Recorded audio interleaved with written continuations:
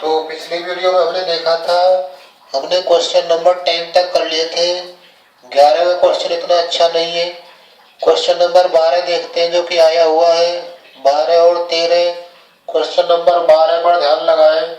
Question number 12 क्या है?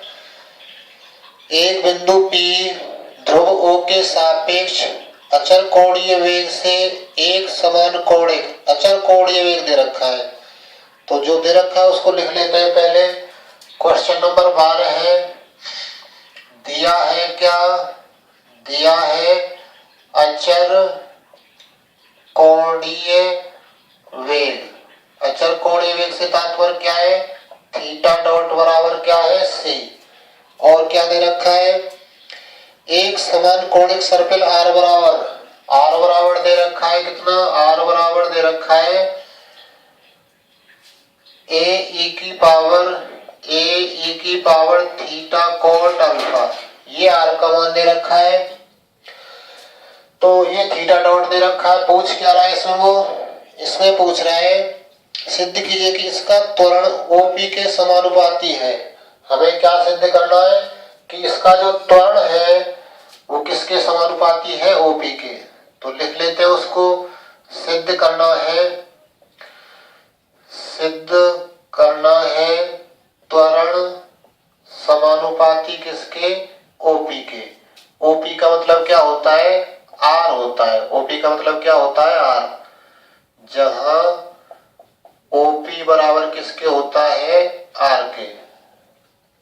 क्योंकि जिस टाइप से हमारा वक्र होता है उसमें ध्रुवांतर रेखा होती है। ये बिंदु O होता है और ये बिंदु P होता है। ये दूरी क्या होती है? हमारी R। तो OP बराबर क्या होती है? R।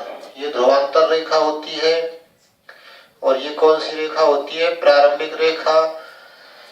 तो OP के सिद्ध करना है त्वरण। लेकिन ये कह नहीं रहा कि कौन सा त्वरण है, अनुप्रस्थ त्वरण है कि हरीय त्वरण है। तो त्वरण शब्द लिखा हुआ है तो इसका मतलब परिणामी त्वरण की बात कर रहा है। परिणामी त्वरण है तो त्वरण का फॉर्मूला लिख लेते हैं, फिर देखते हैं उसमें आवश्यकता किन किन की पड़ेगी। त्वरण बराबर है अंडर रूट कितना? अरीय त्वरण स्क्वायर प्लस कितना? अनुप्रस्थ त्वरण स्क्वायर। ये है अरीय त्वरण स्क्वायर प्लस अनुप्रस्थ त्वरण स्क्वायर। अरीय त्वरण क्या होता है? अरीय त्वरण का फॉर्मूला याद होना चाहिए हमें। r double dot minus r theta dot square का स्क्वायर प्लस कितना? अनुप्रस्थ त्वरण क्या होता है? 2r dot theta dot plus r theta double dot इसका स्क्वायर।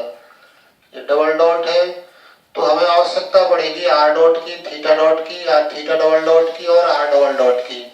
तो इन सब को हम निकालेंगे कहां से? समीकरण 1 और 2 से।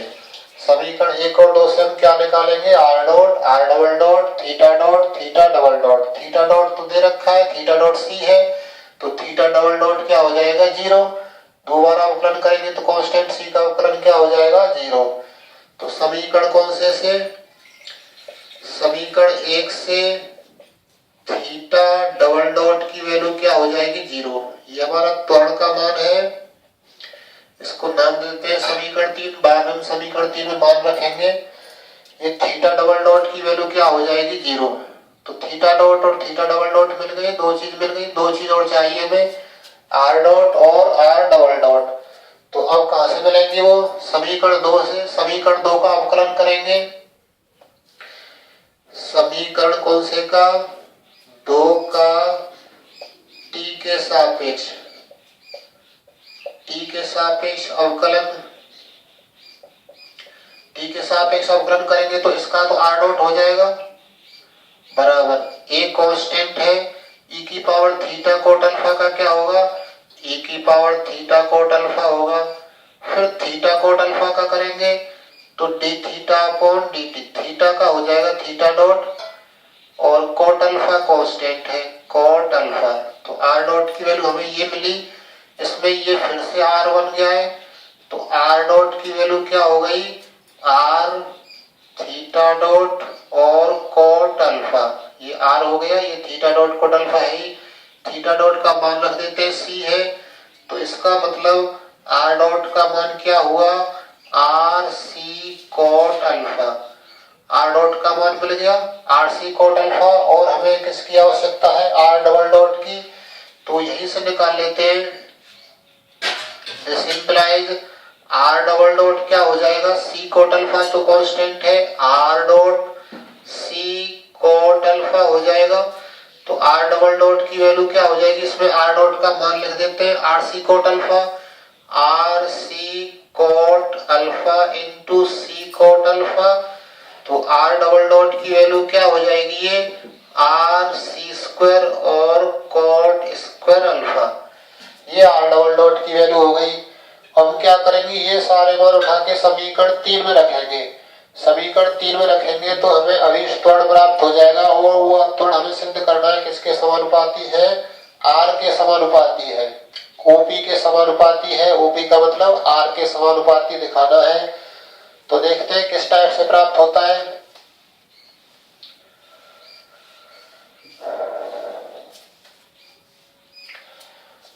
क्या कर रहे हैं हम, समीकरण 3 में मान रखने पर, समीकरण 3 में मान रखेंगे तो त्वरण बराबर क्या आ जाएगा, त्वरण बराबर आ जाएगा under root R double dot टूडो क्या है, आर डबल डॉट की वैल्यू क्या है, R C square cot square alpha, R C square cot square alpha minus R theta dot, R ही रहेगा, थीटा डॉट की वैल्यू क्या है, सी स्क्वायर का स्क्वायर, और क्या आएगा प्लस कितना 2, जैसे तैसे आर डॉट निकाल चुके, R C cot alpha, R C और कोट अल्फा। उसके बाद में क्या है थीटा डॉट की वैल्यू क्या है सी, प्लस आर जैसे तैसे थीटा डबल डॉट हमारा क्या आया है 0, और इसका क्या होल स्क्वायर। हमने सारे मान इस समीकरण 3 में रख दिए, आर डबल डॉट का, थीटा डॉट का, आर डॉट का, थीटा डॉट का और थीटा डबल डॉट का। अब इसको थोड़ा सरल करेंगे, देखते हैं त्वरण क्या प्राप्त होता है। हमें ये याद रखने पड़ेंगे कि हमारे आर डबल डॉट और आर डॉट क्या आए थे, आर डॉट की value R C cot alpha है, आर डबल डॉट की वैल्यू क्या है, R C square cot square alpha. तो इनको नहीं बता रहे हम याद रखने के लिए, यहाँ एक इकट्ठा लिख देते हैं। आर डॉट की वैल्यू क्या है, आर सी कोट अल्फा। तो ये क्या होगा,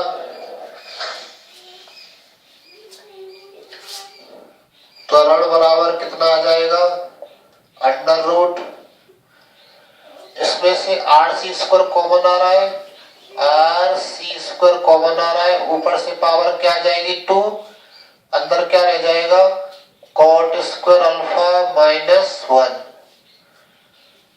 कोट स्क्वायर अल्फा माइनस 1 और का होल स्क्वायर, प्लस यहाँ से क्या कॉमन आ रहा है, ये तो 0 ही हो जाएगा, इसका होल स्क्वायर होगा क्या होगा 4 आर स्क्वायर सी की पावर 4 हो जाएगी, सी स्क्वायर हो जाएगा ये, और कोट स्क्वायर अल्फा, ऐसा हो जाएगा ये। तो अब इस पूरे में से क्या कॉमन आ रहा है, और थोड़ा सा सरल कर लेते हैं, जिसे क्या लिख सकते हैं अंडर रूट आर स्क्वायर सी की power 4 coat square alpha plus 1 का होल स्क्वायर खोल दे, कोट की power 4 alpha plus 1 minus 2 coat square alpha, और प्लस कितना 4 आर स्क्वायर और सी की पावर 4 कोट स्क्वायर अल्फा। तो कॉमन क्या आ जाएगा, आर स्क्वायर सी की पावर 4 कॉमन आ रहा है, आर स्क्वायर सी की पावर 4 कॉमन आ रहा है, तो बाहर आकर क्या रह जाएगा आर सी स्क्वायर रह जाएगा, ये दोनों में से कॉमन आ रहा है, तो अंडर रूट से बाहर आकर क्या हो जाएगा ये आर सी स्क्वायर। तो अंडर रूट के अंदर क्या बचेगा, कोट की power 4 alpha plus 1 minus 2 coat square alpha, और यहाँ से कॉमन क्या आ गया आर सी स्क्वायर कॉमन आ गया, क्या बच गया यहाँ पर 4 कोट स्क्वायर अल्फा। तो इसकी वैल्यू क्या हो जाएगी त्वरण की, RC अंडर रूट कितना हो जाएगा ये, कोट की पावर 4 अल्फा प्लस 1 प्लस के कितना 2 कोट स्क्वायर अल्फा, ऐसा रह जाएगा ये किसी का होल स्क्वायर बन रहा है, किसका होल स्क्वायर बन रहा है, RC स्क्वायर अंडर रूट क्या कोट स्क्वायर अल्फा प्लस 1 का होल स्क्वायर, तो होल स्क्वायर से ये कैंसिल हो जाएगा, तो ये क्या रह जाएगा RC square 1 plus coat square alpha, 1 plus coat square alpha की वैल्यू क्या है कोसेक स्क्वायर अल्फा, तो त्वरण हमारा क्या आया RC square cosec square alpha, ये वैल्यू हमारी त्वरण की आई है। हमें त्वरण समानुपाती OP के दिखाना है यानी कि R के दिखाना है, तो ये कांस्टेंट हटा देंगे, त्वरण समानुपाती R के हो जाएगा। तो देखते हैं अगली लाइन में,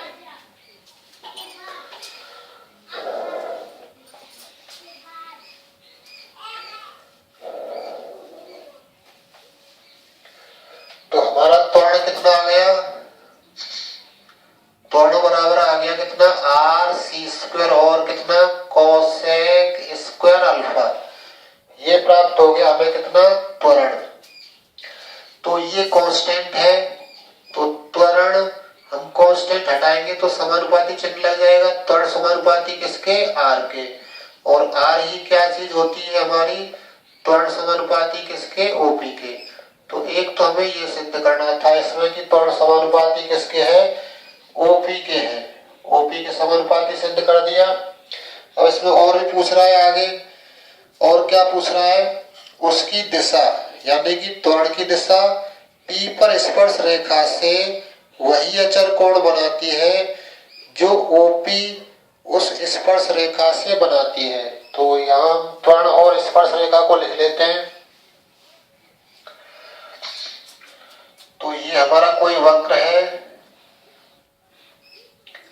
इस टाइप से ये हमारी प्रारंभिक रेखा है, इस पर कोई बिंदु P है, ये हमारी कौन सी रेखा हो गई ध्रुवांतर रेखा हो गई, ये रेखा हमारी कौन सी हो गई ध्रुवांतर रेखा, ये रेखा कौन सी हो गई स्पर्श रेखा,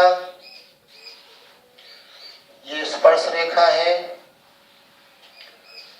ये कौन सी रेखा है स्पर्श रेखा, और ये कौन सी रेखा है ध्रुवांतर रेखा। ये हमारा कौन सा बिंदु है P बिंदु है, और त्वरण मान लो ये है, ये हमारा क्या है त्वरण है। तो क्या सिद्ध करवा रहा है, क्या सिद्ध करवा रहा है वो इसमें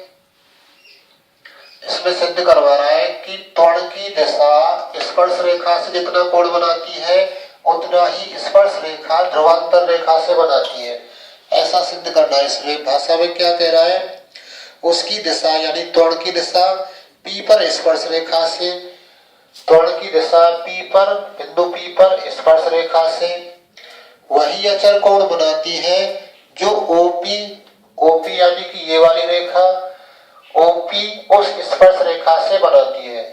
तो ये कोण हमें चाहिए, ये कोण हमारा क्या होता है स्पर्श रेखा और ध्रुवांतर रेखा के बीच में जो कोण होता है वो फाई होता है, और मान लें कि ये कोण कितना है बीटा है, मान लें ये कोण कितना है बीटा, किससे ध्रुवांतर रेखा से, ध्रुवांतर रेखा से कोण कितना है बीटा। तो tan बीटा क्या होगा हमारा, tan बीटा की वैल्यू हो जाएगी कितनी अनुप्रस्थ त्वरण, अनुप्रस्थ त्वरण फॉर्मूला है ये अनुप्रस्थ त्वरण बटे कितना अरीय त्वरण, अनुप्रस्थ त्वरण हमारा लंब का कार्य करेगा, अरीय त्वरण हमारा आधार का कार्य करेगा। तो लंब बटे आधार फॉर्मूला होता है, तो tan बीटा की वैल्यू क्या हो गई अनुप्रस्थ त्वरण बटे अरीय त्वरण। और क्या, और हमें आवश्यकता है फाई की, tan फाई बराबर क्या होता है r d theta upon dr, ये tan फाई की वैल्यू होती है, इससे हमें फाई मिल जाएगा r d theta upon dr। तो हमारा r क्या है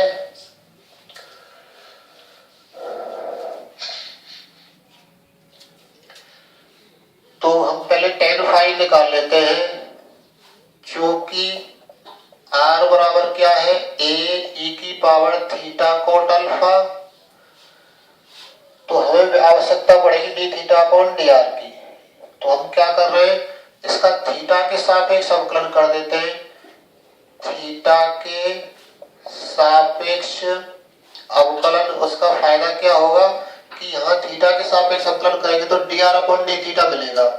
हमें उल्टा चाहिए, बाद में D theta upon D R बना देंगे उसको।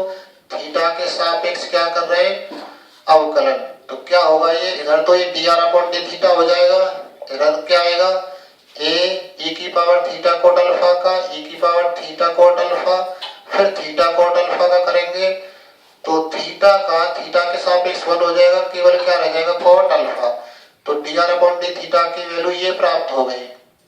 इसलिए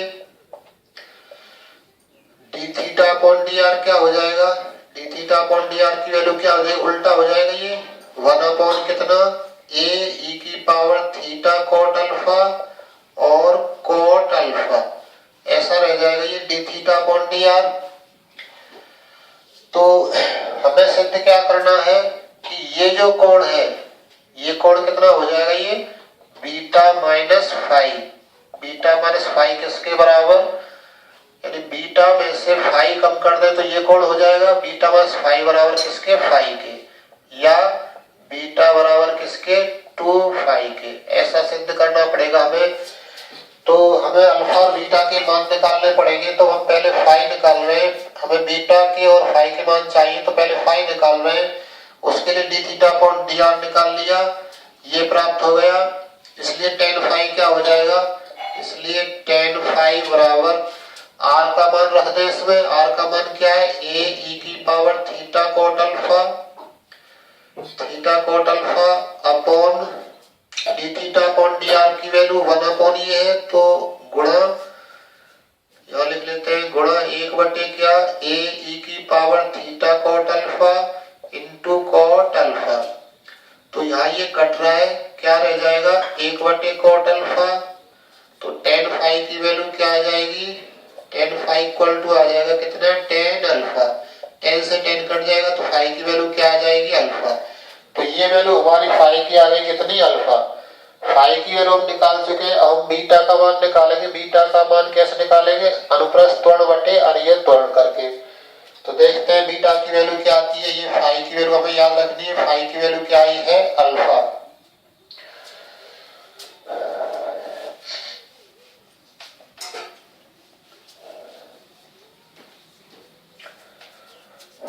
अब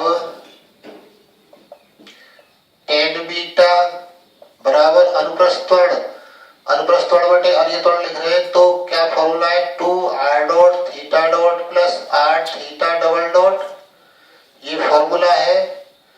और क्या है अरिय त्वरण का, R double dot minus R theta dot का स्क्वायर। तो टेन बीटा बराबर कितना, 2 आर डॉट का मान क्या आया था, आर डॉट का मान आया था कितना, R C cot alpha. R dot की वैल्यू क्या आई थी, R C cot alpha. Theta dot की वैल्यू क्या आई थी, सी को थोड़ा दूर लिख लेते हैं, R C cot alpha plus R को आर ही रहने देते हैं। और theta double dot, theta double dot की वैल्यू क्या आई थी हमारी, 0। आर डबल डॉट की वैल्यू क्या आई थी, आर सी स्क्वायर, और क्या था, और कितना था इसमें, कोट स्क्वायर अल्फा था। आर डबल डॉट की वैल्यू थी R C square cot square alpha. तो इसको थोड़ा सॉल्व करते हैं, ये 0 हो जाएगा। तो टेन बीटा की वैल्यू क्या बचेगी, टेन बीटा की वैल्यू क्या आ जाएगी, इनकी वैल्यू देख लेते हैं एक बार। और ये त्वरण में और भी है, माइनस आर जैसे तैसे थीटा डॉट, थीटा डॉट की वैल्यू क्या है, सी स्क्वायर। तो ये कितना हो जाएगा, ये 0 हो जाएगा। ये हो जाएगा 2 R C square cot alpha upon नीचे आर सी स्क्वायर कॉमन ले ले, क्या बच जाएगा, कोट स्क्वायर अल्फा माइनस 1।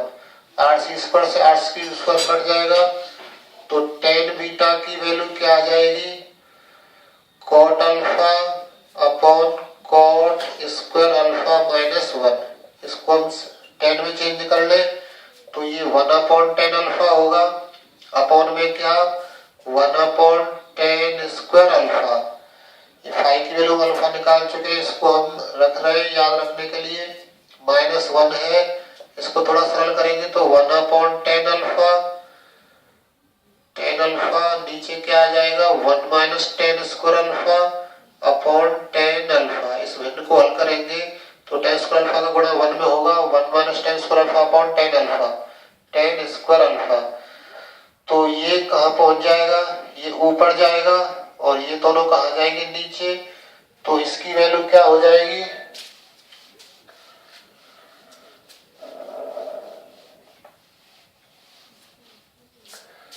तो ये हो जाएगा हमारा कितना 10 बीटा,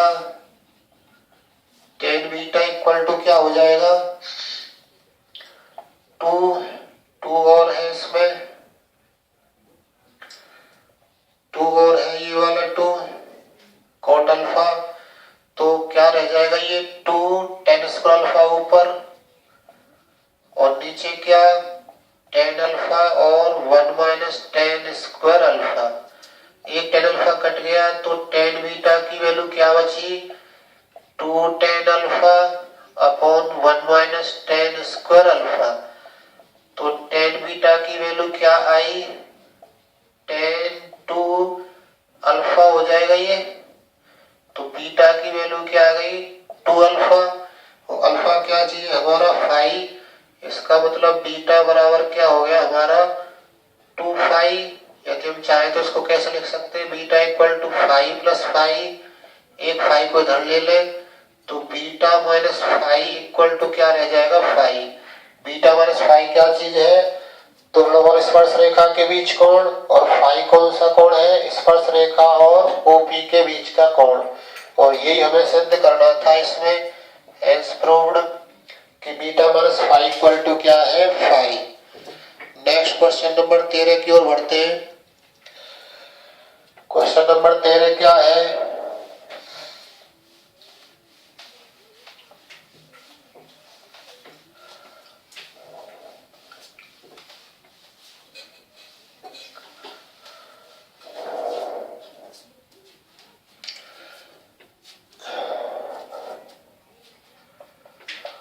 क्वेश्चन नंबर 13 में क्या कह रहा है, एक कण किसी वृत्त के व्यास AB पर अचर वेग से चलता है और एक अन्य कण विरावस्था से अर्धपरिधि AB पर एक समान स्पर्श रेखीय त्वरण से चलता है। एक समान स्पर्श रेखीय त्वरण दे रखा है। यदि A से एक साथ रवाना होते और B पर साथ साथ पहुंचते हैं, सिद्ध करो कि B पर उनके वेग π/1 में होंगे। ठीक है, तो किस टाइप से कह रहा है वो कि कोई अर्धपरिधि है, कोई क्या है अर्धपरिधि है, आधी परिधि है वृत्त की। मान लो ये कोई आधी परिधि है, ये बिंदु A है, ये बिंदु कौन सा है B।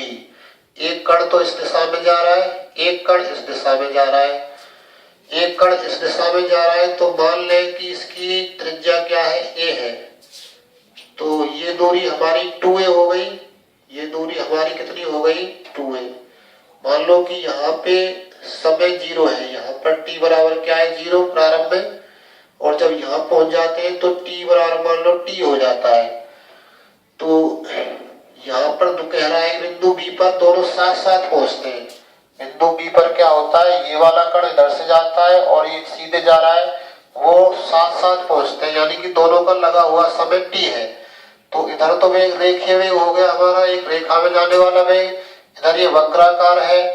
तो इसके लिए दे रखा है उसने कि जो अर्धपरिधि पर चलता है उसके लिए क्या है स्पर्श रेखीय त्वरण, स्पर्श रेखीय त्वरण कैसा है, अचर है, एक समान है,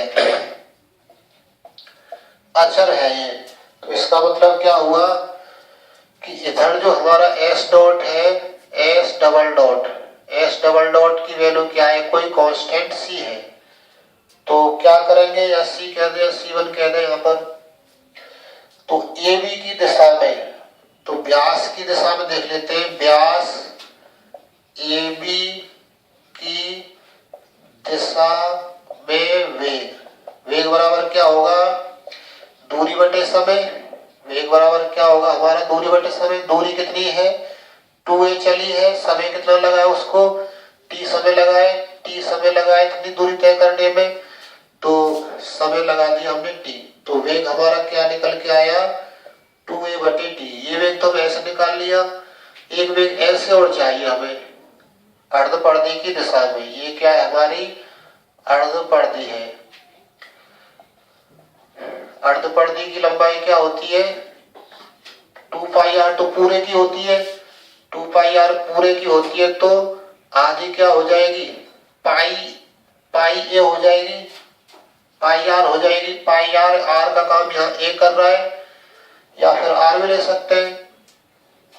तो अर्धपरिधि क्या हो गई हमारी पाई a। तो नेक्स्ट अब चाप या अर्धपरिधि AB की दिशा में। अर्धपरिधि कौन सी AB की दिशा में।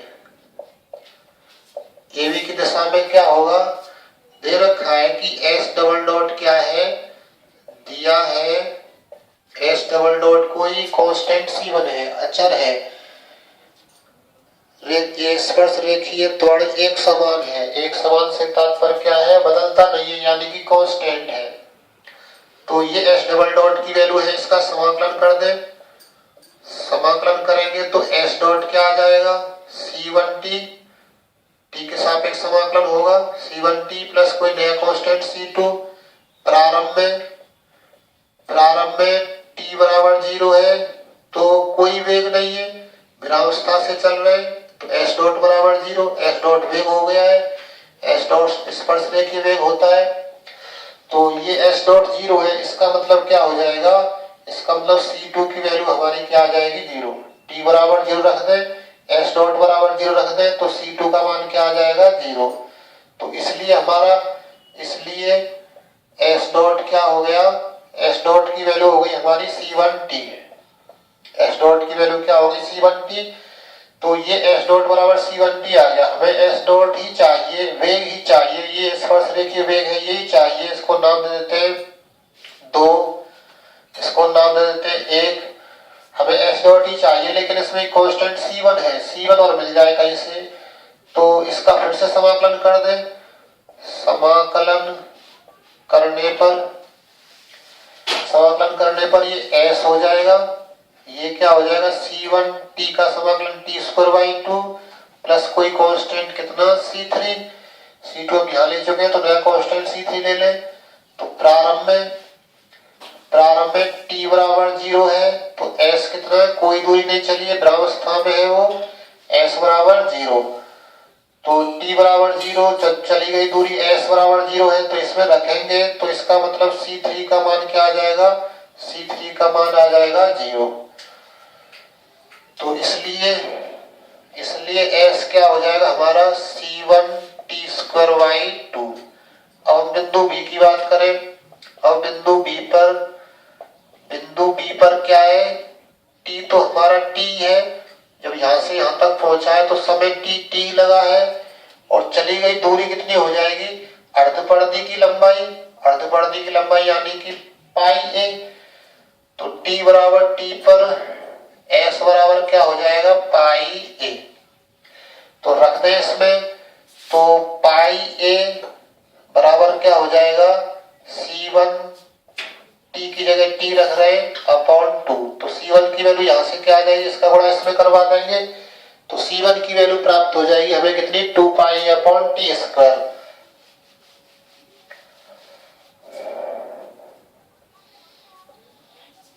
तो इसलिए इसकी वैल्यू C1 की वैल्यू क्या हो जाएगी पाई a अपॉन 2 और आएगा 2 पाई a अपॉन कितना t स्क्वायर। ये वैल्यू मिल जाएगी हमें किसकी C1 की। C1 का मान उठा के हम समीकरण 2 में रख देते हैं। समीकरण 2 में रखने पर क्या हो जाएगा, एस डॉट की वैल्यू क्या हो जाएगी, 2πa/t² इंटू टी, एक टी कट जाएगा तो एस डॉट की वैल्यू क्या मिलेगी, एक टी कट जाएगा नीचे से 2πa/t मिल जाएगी। इसलिए किनका, इसलिए वेगों का अनुपात, वेगों का क्या अनुपात बराबर क्या, अर्धपरिधि पर वेग, अर्धपरिधि पर वेग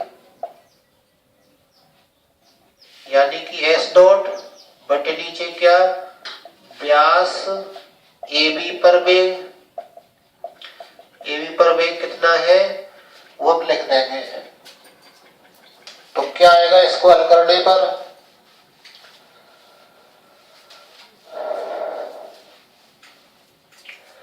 तो ये बराबर हो जाएगा अर्धपरिधि पर वेग एस डॉट निकाल चुके हैं क्या है 2πa/t, और व्यास AB पर वेग निकाल चुके हैं कितना है 2a/t, t से t कैंसिल हो जाएगा तो ये रह जाएगा 2πa/2a, 2a से 2a कैंसिल हो जाएगा तो ये रह जाएगा π/1, इसका मतलब क्या हो गया π/1। तो वेगों का अनुपात क्या हो जाएगा π/1, यही हमें सिद्ध करना है इसमें। तो इस टाइप से ये बहुत इंपॉर्टेंट क्वेश्चन है, बहुत बार इस टाइप से क्वेश्चन सॉल्व करते हैं।